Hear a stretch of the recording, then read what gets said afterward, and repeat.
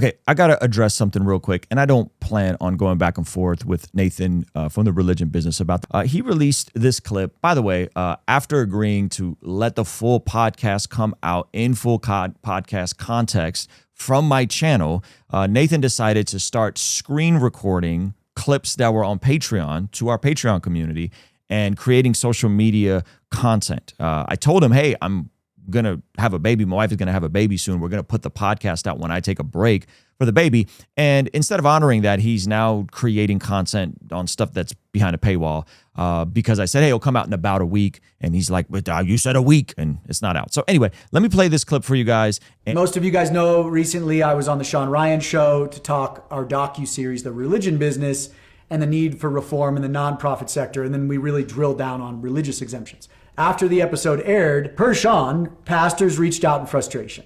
And I understand the religion business can be threatening to individuals that have their entire livelihoods and financial security wrapped up in maintaining the status quo within the current institutional model. So he thinks that pastors are concerned because of their livelihood being wrapped up in it. It couldn't be that pastors are concerned because of some of the things you said in the podcast, some of the things you said that are just blatantly not true.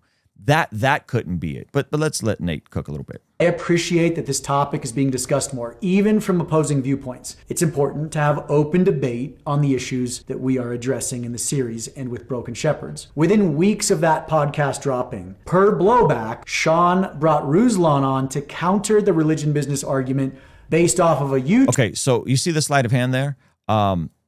Sean and his team brought me on to counter what Nathan said in the podcast with Sean Ryan and in the other things Nathan has been saying in his other appearances.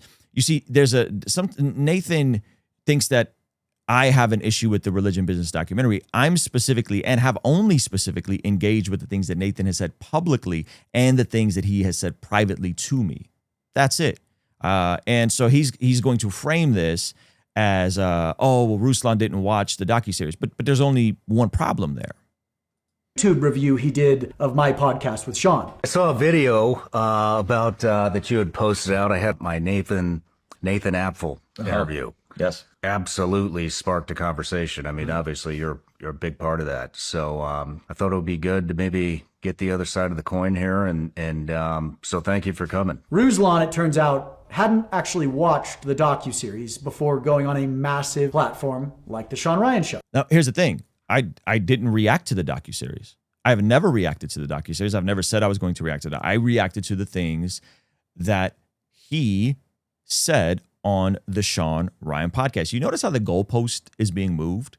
But here's the thing. If you're going to challenge ideas, especially complex topics like nonprofit and religious exemption reform, we owe it to ourselves and to the public to do the work, to watch, to research, to understand. So I really don't want to assume Nathan's motives here, but I want to give you guys a definition of something that I think happened here, whether intentionally or unintentionally. Maybe he doesn't think it's a big deal.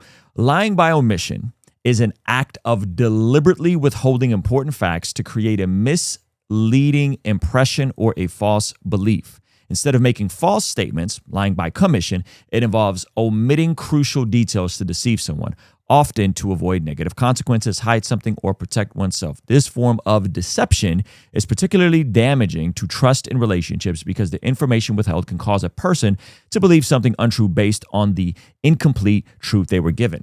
And I think what Nathan did with that is leading his audience, who already hates me, to believe more things about me that are untrue. So here are some things that Nathan leaves out of this.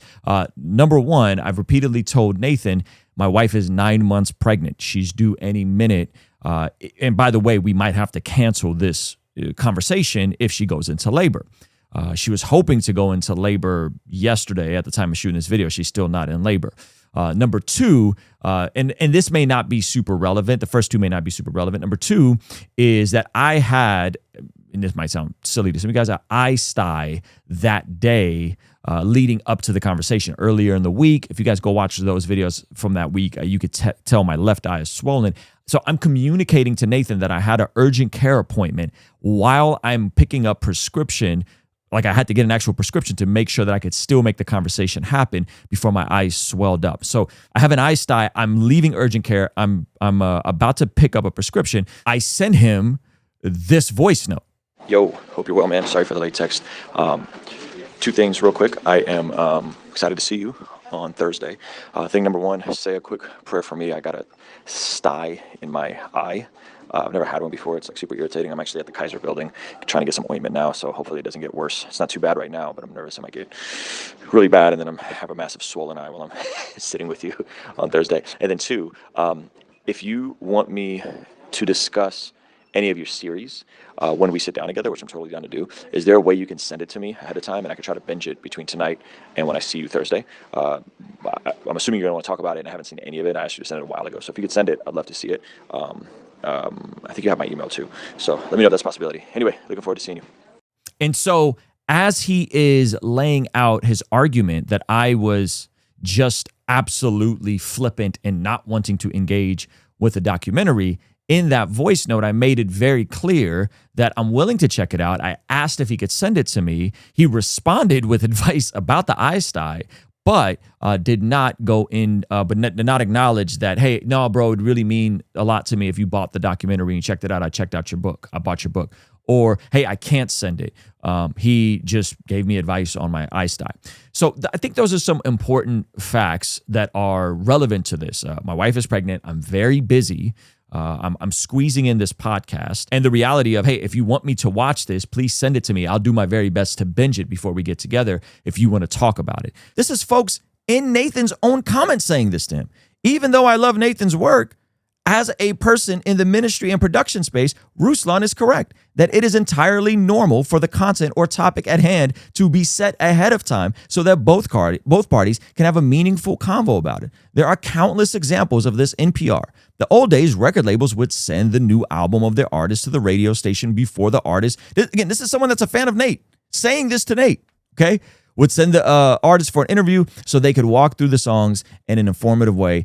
Even today, if an author writes a book, the publisher sends a copy to every news station that the author will be interviewed so that the station talent can purview before talking to the author. Asking a station to buy the book before getting interviewed is both unprofessional and tacky. Nathan's team should have provided Ruslan's team at bare minimum with an abbreviated version containing the most important talking points. They did neither. They didn't provide anything. I've been asking for this since January. So, and again, the frustrating part with all this is I don't think that Nate is coming to 100% wrong conclusions. My consistent issue with Nate has been the hasty generalization fallacy. This is a logical fallacy where a conclusion is made on a small or unrepresentative sample size. It is the error of jumping to a conclusion without enough evidence, essentially assuming that what is true for one or a few cases, Kenneth Copeland's bad business practices, so on and so forth, within some churches, essentially assuming that that is true for one or a few cases is true for all cases. This fallacy can lead to stereotyping and faulty reasoning in arguments. That is my gripe with Nathan. I've kept it 100% focused on that. If you listen to the Sean Ryan conversation, I provided data on pastors' salaries, on what the average pastor makes, so on and so forth. So this is my gripe with Nathan, not his docuseries, not other stuff, specifically him taking a small sample size of the most fringe, terrible cases when it comes to pastors abusing ministry and then spreading that out across against all people who are pastors. Why that's important is that I could potentially grant Nathan every single person that he calls out in his docuseries and say, yeah, that's wrong, while at the same time saying, Nathan, you're painting with too broad of a stroke and good men are getting caught in the crossfires. That is the core of what I'm trying to address with Nathan, not the docuseries. So that's why I'm so bummed out about this, and I'm bringing this just to my audience's attention. Is I'm not this unreasonable guy who is not willing to check out the docuseries. I'm busy. One, two. I had actual medical issues that week. I offered to. He ignored it and provided me advice for an eye sty without acknowledging that. And then, if he's lying by omission, was this a gotcha moment? He knew all along. He knew all along I didn't have the time and I didn't have the docuseries to watch it and then to bring it up. And so I don't know Nathan's heart, but I will say that I've done hundreds of guests, hundreds of podcasts. I've sat down with people I've disagreed with. I've sat down with people that I've argued way more intensely with than Nathan. I have never, ever, ever been treated this way. I have never had someone come into my home, my space, sit down with me and be entitled that I am supposed to buy their work when they're asking to come on my podcast. I've never had somebody take stuff that is on Patreon that I told Nathan, hey man, my wife's about to have a baby. We're trying to stack up some podcasts so that I could take a couple weeks off. This is when that's going to come out, about a week or so. My wife hasn't gone into labor. We are expecting the labor to come early, as the third kid tends to come earlier than the first two. And so we thought she'd be having a baby. We thought we'd have a newborn right now. She's not in labor yet, but her water hopefully can break. She really wanted the baby to come today. The baby's not here yet. I explained this to him repeatedly over voice note in person. To then take paywalled content while being mad at me for not watching and paying for your paywalled content is sheer poetic irony. And to go above and beyond, make sure I'm not misrepresenting Nate or omitting anything on my end, when I confronted him about why do you keep screen recording stuff from my Patreon community that's there for them, for supporting us, and using it for social media reaction videos. We agreed that this would all come out in context. His response was, well, our social media stuff is mapped out weeks in advance. And so therefore I had this on the docket to put out regardless. I said, that's fair, but this isn't how this works. When you come on someone's podcast, it's their podcast. You let them put it out when they're ready to put it out, even if they have to push it out for several weeks because they're having a baby. Nevertheless, I did point out that, bro, these are just weird expectations. And at the same time, Nathan also didn't expect Sean Ryan to sit with all 7 or 8 of the episodes of the docuseries either. So in this entire exchange, I get the sense that I'm being treated very differently than anybody else within any other context of podcasting. We will debate again. And best believe when we debate again, there will be a moderator and there will be time limits, and Nathan will not be able to gish gallop and run from every point that he fumbles. We will debate again. And just like my conversation with Rollo Tomasi, that didn't go well for Rollo. And the difference with Rollo is Rollo was clear. If you want to debate me, I want you to buy my book. Nathan never said that. Nathan never said, if you want to have this conversation, I need you to support my work. Rollo offered to send me his books. I bought his books. I read both books. I went and said a debate. It didn't go well for Rollo, just like it didn't go well for Nathan. And Rollo was making the same hasty generalization fallacy, because what people don't understand is when you view the world in binaries and black and white, absolute, all or nothing thinking, you're distorted. And so you see it in the Fresh and Fit community, the Red Pill community, the Rollo Tomasi community. All women are hypergamous. All women are this. All women want to let the alpha lay and the beta pay. That's why marriage is bad. And that's why the government shouldn't be in marriage. Like all of the police stuff, now pastors are bad. It's an all or nothing hasty generalization fallacy. It's too small of a sample size. And then they spread it out over people. And I think this is really harmful for people. I think this actually, especially with church, because church, by and large, as flawed as the church system is a massive net positive for most people who go to church. Most people who practice their faith end up doing better. By practice their faith, I mean practice their faith by attending a local regular church gathering. And so here's my basic conclusion. When you omit details that are crucial to paint someone in they're flippant and they don't care, and they're not paying attention to the real conversations that we're having over here, you're painting us versus them with someone that could actually be an ally to you had you taken a moment to listen and taper down some of the broad generalizations. That's the frustrating part. Nathan is a great storyteller, but being a great storyteller doesn't mean that you're an actual objective person looking for the truth in something. And the truth is, man, there are a lot of pastors that abuse the system. There are pastors that abuse nonprofit status, all sorts of things. Is that most pastors? I don't think so. I've provided evidence on Sean Ryan why, and you'll get to tune in and see the full debate and understand why I disagree with Nate's conclusion on the quote-unquote system of pastors and ministry and so on and so forth. And to me, it's no different than what the Red Pill folks have been saying about marriage, because it's an institution that's recognized by the government, therefore it's corrupted, which Nate kind of agrees with in the conversation, to my shock, you'll see. And then in the same breath, he wants 990s by all churches to be filed to the IRS, oddly enough, connecting that and the government overseeing churches.